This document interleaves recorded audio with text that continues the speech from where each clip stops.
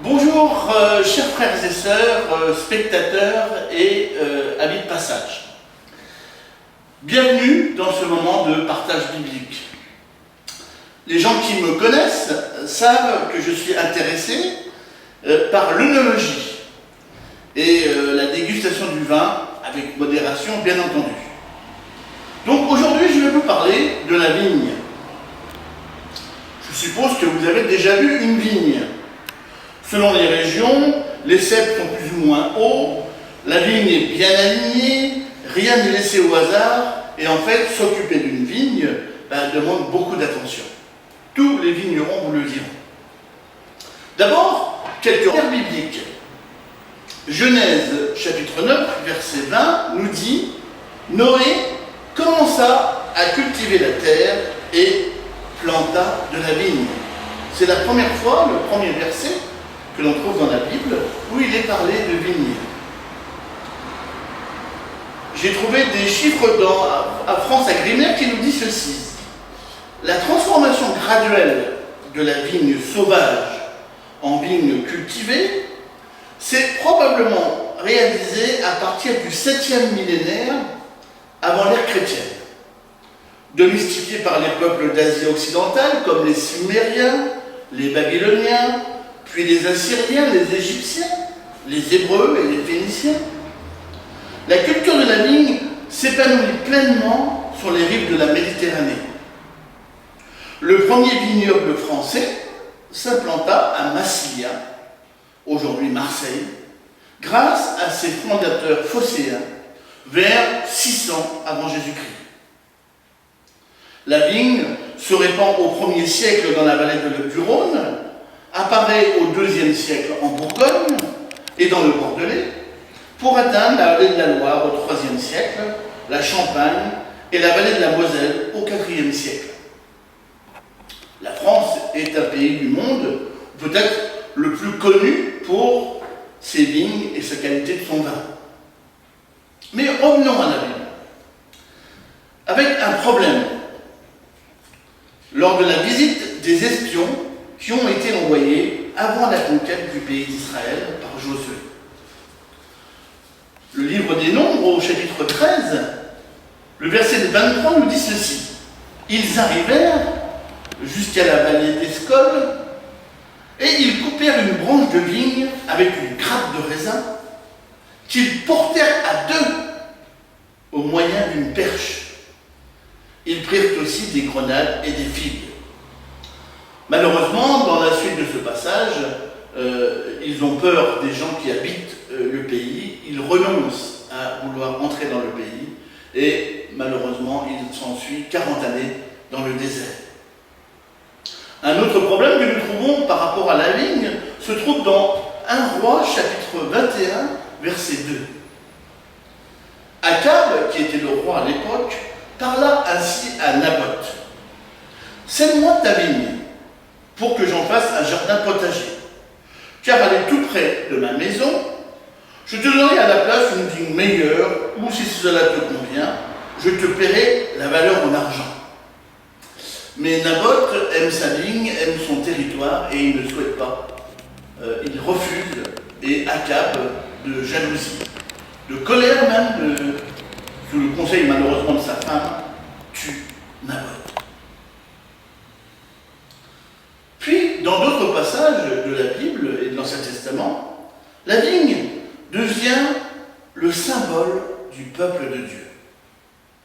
Nous avons plusieurs textes fondateurs par rapport à cela. Il y a Ésaïe 5, versets 1 à 7, qui dit « Je chanterai à mon bien-aimé le cantique de mon bien-aimé sur sa vigne. Mon bien-aimé avait une vigne sur un coteau fertile. Il en remua le sol, ôta les pierres et y mit un plan délicieux. Il bâtit une tour au milieu d'elle et il y creusa aussi une cuve. Puis il espéra qu'elle produirait de bons raisins, mais elle en a produit de mauvais. Maintenant donc, habitants de Jérusalem et hommes de Juda, soyez juges entre moi et ma vigne. Qui avait-il encore à faire à ma vigne? Que n'ai-je pas fait pour elle? Pourquoi, quand j'ai espéré qu'elle produirait de bons raisins, en a-t-elle produit de mauvais? Je vous dirai maintenant ce que je vais faire à ma vigne. J'en arracherai la haie pour qu'elle soit broutée. J'en abattrai la clôture pour qu'elle soit foulée aux pieds. Je la réduirai en ruine. Elle ne sera plus taillée ni cultivée. Les ronces et les épines y croîtront. Et je donnerai mes ordres aux nuées, afin qu'elles ne laissent plus tomber la pluie sur elles. La vigne de l'Éternel des armées, c'est la maison d'Israël. Et les hommes de Juda, c'est le plan qu'il chérissait. Il avait espéré de la droiture, et voici du sang versé. De la justice, et voici des cris de détresse. Nous voyons combien Dieu avait tout prévu par rapport à cette vigne et comment il la chérissait. Malheureusement, le peuple n'a pas suivi. Ésaïe, toujours au chapitre 27, cette fois-ci, les versets 2 à 6 disent ceci. En ce jour-là, chantez un cantique sur la vigne. Moi, l'Éternel, j'en suis le gardien. Je l'arrose à chaque instant. De peur qu'on ne l'attaque, nuit et jour, je la garde. Il n'y a point en moi de colère, mais si je trouve à combattre des ronces et des épines, je marcherai contre elles. Je les consumerai toutes ensemble, à moins qu'on ne prenne pour refuge, à moins qu'on ne me prenne, pour refuge, qu'on ne fasse la paix avec moi, dans les temps à venir. Jacob prendra racine, Israël poussera des fleurs et des rejetons, et il remplira le monde de ses fruits. Et là, nous voyons que Dieu a un plan toujours pour sa vigne. Et cette vigne a maintenant clairement une quête à mener. Remplir le monde de ses fruits. Jérémie 2, versets 21 à 22 dit « Je t'avais planté comme une vigne excellente, et du meilleur plan, comment as-tu changé? Dégénéré en une vigne étrangère.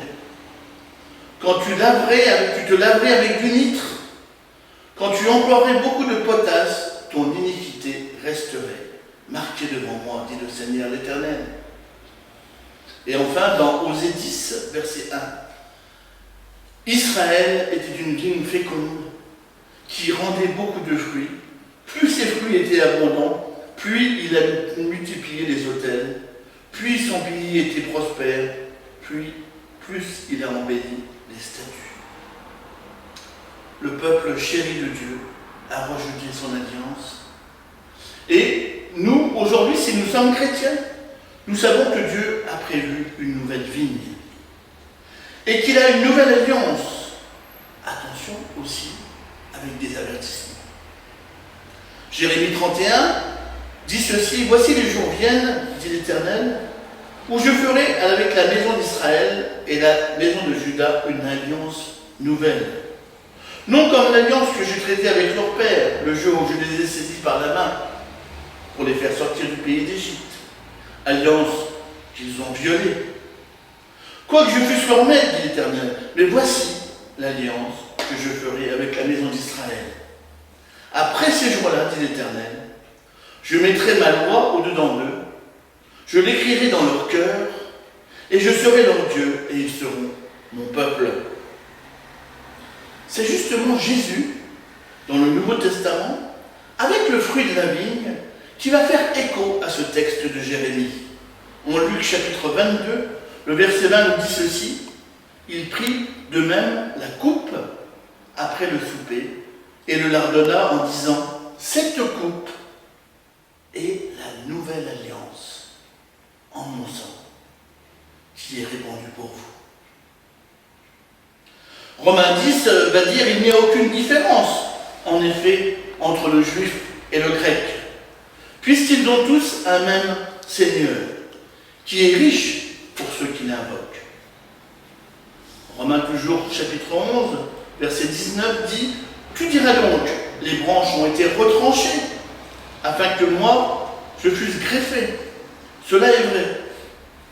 Et ils ont été retranchés pour cause d'incrédulité. Et toi, tu subsistes par la foi. Ne t'abandonne pas à l'orgueil, mais crains, Car si Dieu n'a pas épargné les branches naturelles, il ne t'épargnera pas non plus. Considère donc la bonté et la sévérité de Dieu. Sévérité envers ceux qui sont tombés et bonté de Dieu envers toi, si tu demeures ferme dans cette bonté. Autrement, tu seras aussi retranché. Le chrétien aussi est devenu la vigne du Seigneur, mais le chrétien aussi doit agir selon le Seigneur. Le texte clé que je voulais aborder ce matin, c'est le texte bien connu de Jean 15. Je vais vous le dire, parce que je pense que vous le connaissez, mais il est bon de se rappeler ce que dit le Seigneur. Je suis le cep, et mon Père est le vigneron. Tout sarment qui est en moi et qui ne porte pas de fruit, il le retranche. Et tout sarment qui porte du fruit, il l'émonde, afin qu'il porte encore plus de fruits. Déjà vous êtes purs, à cause de la parole que je vous ai annoncée. Demeurez en moi, et en qui je demeure porte beaucoup de fruits. Car sans moi, vous ne pouvez rien faire. Si quelqu'un ne demeure pas en moi, il est jeté dehors comme le sarment, et il sèche. Puis, on amasse les sarments, on les jette au feu, et ils brûlent. Si vous demeurez en moi, et que mes paroles demeurent en vous, demandez ce que vous voudrez, et cela vous sera accordé. Si vous portez beaucoup de fruits, c'est ainsi que mon Père sera glorifié, et que vous serez mes disciples. Comme le Père m'a aimé, je vous ai aussi aimé. Demeurez dans mon amour. Si vous gardez mes commandements, vous demeurerez dans mon amour, de même que j'ai gardé les commandements de mon Père, et que je demeure dans son amour. Je vous ai dit ces choses afin que ma joie soit en vous, et que votre joie soit parfaite. C'est ici mon commandement. Aimez-vous les uns les autres, comme je vous ai aimé. Il n'y a pas de plus grand amour que de donner sa vie pour ses amis. Vous êtes mes amis, et vous faites ce que je vous commande. Je ne vous appelle plus serviteur, parce que le serviteur ne sait pas ce que fait son maître. Mais je vous ai appelé ami, parce que je vous ai fait connaître tout ce que j'ai appris de mon Père. Ce n'est pas vous qui m'avez choisi, c'est moi qui vous ai choisi. Et je vous ai établi afin que vous alliez et que vous portiez du fruit, et que votre fruit demeure, afin que ce que vous demanderez au Père en mon nom, il vous le donne. Nous retrouvons point par point ce que le Seigneur disait à son peuple d'Israël, sa vigne. Cette vigne a été transmise à l'Église aujourd'hui. Nous sommes la vigne du Seigneur, la nouvelle vigne, la nouvelle alliance. Et Jésus commence ce texte par « Je suis le vrai cep ». Sous-entendu qu'il y a de mauvais ceps, de faux ceps que l'on pourrait suivre. Je suis le vrai cep. Qui dit cep dit cépage. Le cépage, c'est le type de raisin. Quand Jésus dit « je suis le vrai cep », c'est le meilleur cépage qui pourrait exister au monde. Réjouissons-nous, nous sommes sur un cep d'une qualité incroyable. Il existe plus de 6000 cépages à travers le monde. Pinot Noir, Chardonnay, Merlot, Gamay, Cabernet Sauvignon, Savagnin, etc., etc. En général, les vins produits sont un assemblage de cépages. Sauf en Bourgogne, où on utilise surtout un monocépage, le Pinot Noir. La vigne du Seigneur est aussi un monocépage. C'est Jésus, le vrai cep. Pour la foi, il ne s'agit pas de se tromper de cépage ou de vouloir faire des assemblages. Comprenez ce que je dis. On pourrait vivre avec le cep et faire aussi d'autres choses. Mais le Seigneur nous dit non, restez attachés à moi. Jésus est le seul vrai cep. Nous connaissons le texte de Jean 14. Je suis le chemin, la vérité et la vie. Nul ne vient au Père que par moi. Il n'y a pas d'autre. C'est valable. Il est l'arbre et nous sommes les rameaux, nous dit ce texte de Jean 15.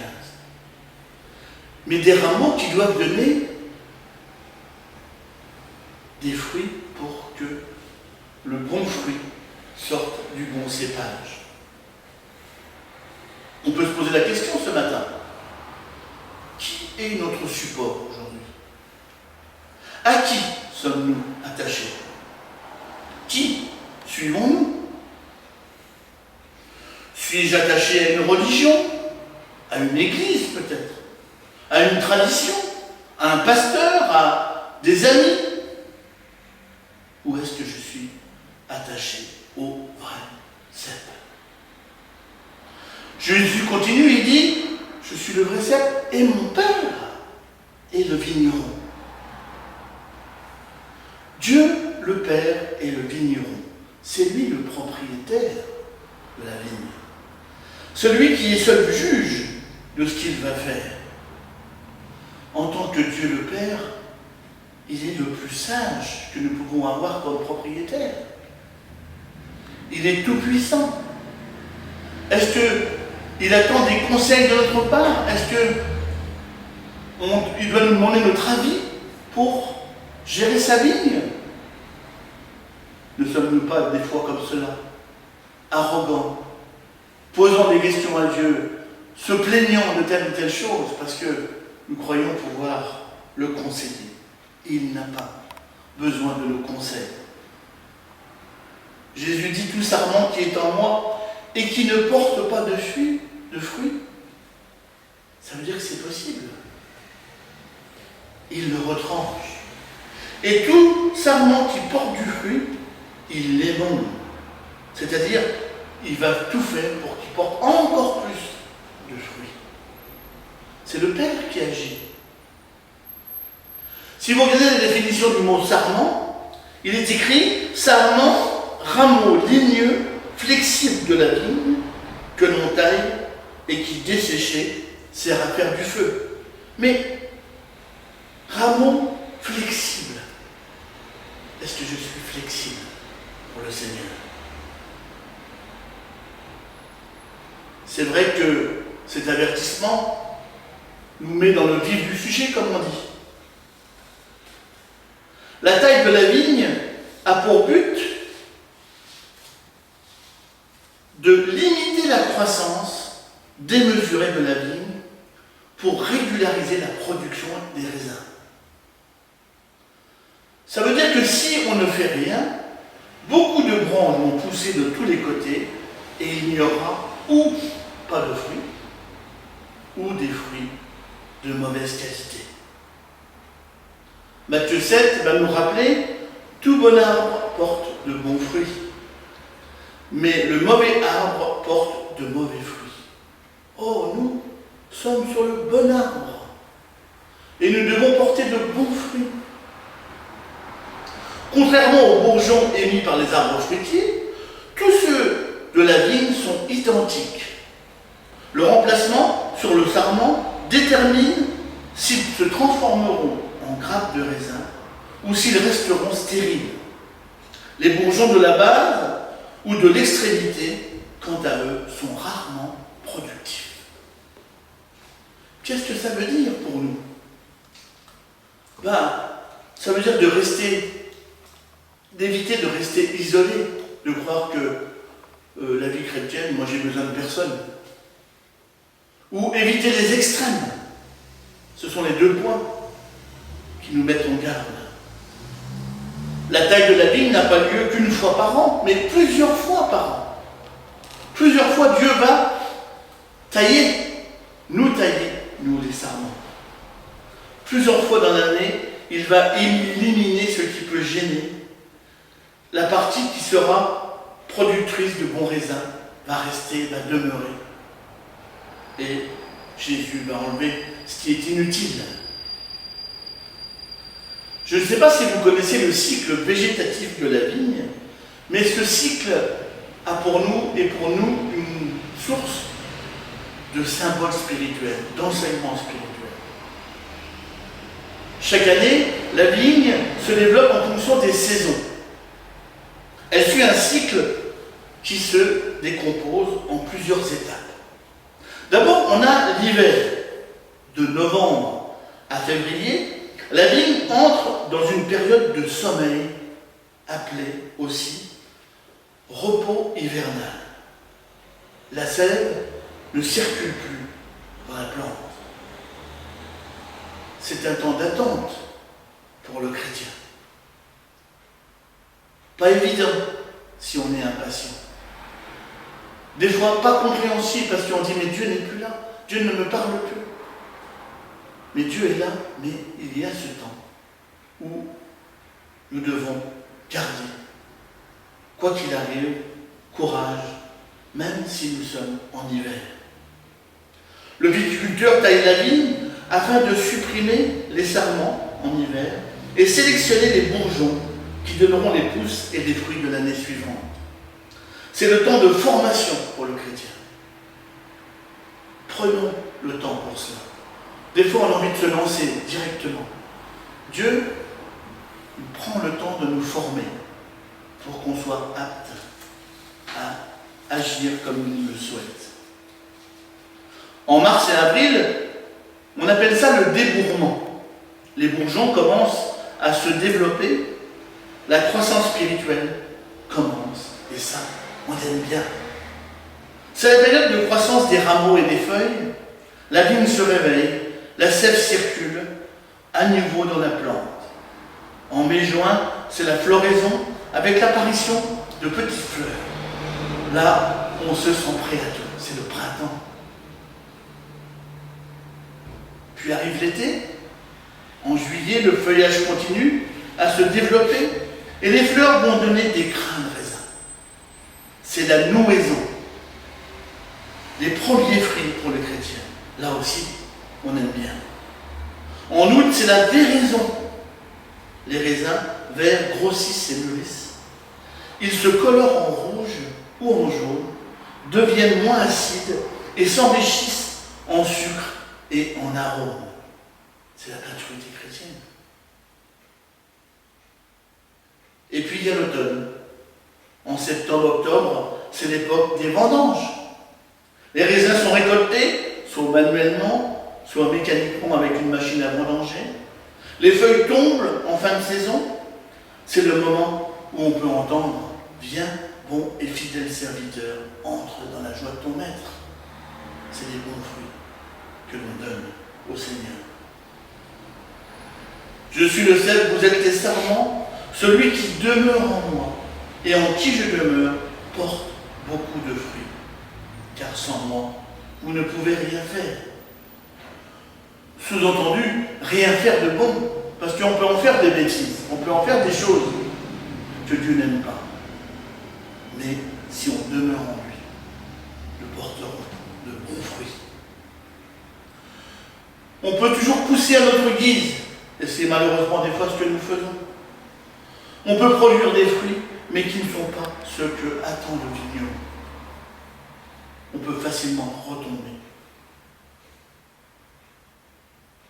Romains 6 va nous dire, car lorsque vous étiez esclaves du péché, vous étiez libres à l'égard de la justice. Quels fruits portiez-vous alors? Des fruits dont vous rougissez aujourd'hui. Car la fin de ces choses, c'est la mort. Mais maintenant, étant affranchis du péché et devenus esclaves de Dieu, vous avez pour fruit la sainteté et pour fin la vie éternelle. Où est-ce que j'en suis avec l'obéissance? Suis-je en communion? Est-ce que je demeure avec mon Sauveur? Suis-je soumis à sa volonté ou bien je fais ce qui me semble bon? Si quelqu'un ne demeure pas en moi, dit Jésus, il est jeté dehors. Comme le sarment, il est séché, puis on le ramasse et on le jette au feu et il brûle. Les paroles sont dures, mais réelles. Les paroles sont dures, mais salutaires. Il ne s'agit pas de perdre son salut, mais d'être sauvé seulement, comme au travers du feu. C'est pour cela qu'il est dit, et c'est dans Éphésiens 5, « Réveille-toi, toi qui dors. Relève-toi d'entre les morts, et Christ t'éclairera. » Et puis dans l'Apocalypse 3, verset 20, il nous est dit ceci, « Voici, je me tiens à la porte et je frappe. Si quelqu'un entend ma voix et ouvre la porte, j'entrerai chez lui, je souperai avec lui et lui avec moi. » C'est à la repentance que nous sommes appelés. Pas à la mort, pas à rien d'autre, mais à la repentance. Cependant, des promesses nous sont aussi données dans ce texte. Si vous demeurez en moi et que mes paroles demeurent en vous, demandez ce que vous voudrez et cela vous sera accordé. Si vous portez beaucoup de fruits, c'est ainsi que mon Père sera glorifié et que vous serez mes disciples. N'est-ce pas ce que nous voulons? Glorifier le Père. Je vous ai dit ces choses, dit Jésus, afin que ma joie soit en vous et que votre joie soit parfaite. La tâche que nous donne le Seigneur, ce n'est pas pour être triste et malheureux, c'est pour avoir la joie parfaite. Jésus ne souhaite jamais rien de mauvais pour nous. Son but est toujours le même. Il le dit, il le redit dans l'Apocalypse, chapitre 3. Moi je reprends et je châtie tous ceux que j'aime et du don du zèle, et reprends-toi. Ce que nous devons produire, nous le savons, c'est le fruit de l'esprit. L'amour, la joie, la paix, la bonté, la bienveillance, la fidélité, la patience, la douceur, la maîtrise de soi. J'ai acheté un livre récemment qui s'appelle « Maîtriser sa colère ». Rien que les premières pages, je me dis « Oh là là !» Galates 5, 22 parle de sainteté comme fruit. Romains 6 parle de toutes sortes de bonté, de justice, de vérité. Et Éphésiens 5 parle de pureté incorruptible, d'un esprit doux et paisible. Voilà les fruits que doit donner le sarment. Parce que le cep est bon et il donne de bons fruits. Si nous restons attachés et si nous demeurons en lui. Je conclus en mettant 3 points importants que nous devons retenir. Premièrement, rester en communion avec Jésus. Peut-être je suis froid, peut-être je suis un peu endormi, peut-être je suis centré sur moi à cause d'un souci, d'un fardeau, d'une maladie. Mais même là, Jésus me dit, venez à moi, vous tous qui êtes fatigués et chargés, je vous donnerai du repos. Deuxième point, accepter d'être repris, d'être émondé, d'être taillé pour porter de meilleurs fruits. Romains 9 va dire, ô homme, toi plutôt, qui es-tu pour contester avec Dieu? Le vase d'argile dira-t-il à celui qui l'a formé, pourquoi vas-tu faire ainsi? Le potier n'est-il pas maître de l'argile pour faire de la même masse un vase d'honneur ou un vase en usage vil? Dans une grande maison, il n'y a pas seulement des vases d'or et d'argent, mais il y a aussi de bois, de terre. Les uns sont des vases d'honneur, les autres sont d'un usage vil. Si quelqu'un donc se conserve pur en s'abstenant de ces choses, il sera un vase d'honneur, sanctifié, utile à son maître, propre à toute bonne œuvre, de Timothée 2, versets 20 à 21. Et le troisième point, glorifiez Dieu. Car vous avez été rachetés à un grand prix, glorifiez donc Dieu dans vos corps et dans votre esprit, qui appartiennent à Dieu. Et je termine avec la fin de ce chapitre 15 de Jean. Vous êtes mes amis. Si vous faites ce que je vous commande, je ne vous appelle plus serviteur, parce que le serviteur ne sait pas ce que fait son maître. mais je vous ai appelé amis, parce que je vous ai fait connaître ce que j'ai appris de mon Père. Ce n'est pas vous qui m'avez choisi, c'est moi qui vous ai choisi. Et je vous ai établi afin que vous alliez et que vous portiez du fruit et que votre fruit demeure, afin que tout ce que vous demanderez au Père en mon nom, il vous le donne. Je vais prier. Seigneur, aide-nous à rester attachés à toi, aide-nous à faire ta volonté, aide-nous à porter ce bon fruit, ces bons fruits dont tu nous as chargés, Seigneur. Tu ne le veux pas comme une tristesse pour nous, comme une peine, comme une difficulté, mais au contraire, comme une joie, et afin de glorifier le Père qui est dans les cieux. Aide-nous parce que nous savons bien, et tu nous l'as dit que de toute façon, sans toi, on ne peut rien faire. Et nous avons besoin de ta grâce, de ta force, de ta bonté. Merci pour ta parole, Seigneur, qui nous rappelle toutes ces choses. Aide-nous toujours à mieux la connaître, à mieux la mettre en pratique. Que cette semaine, je puisse porter de bons fruits pour toi. Dans le nom de Jésus et pour ta gloire.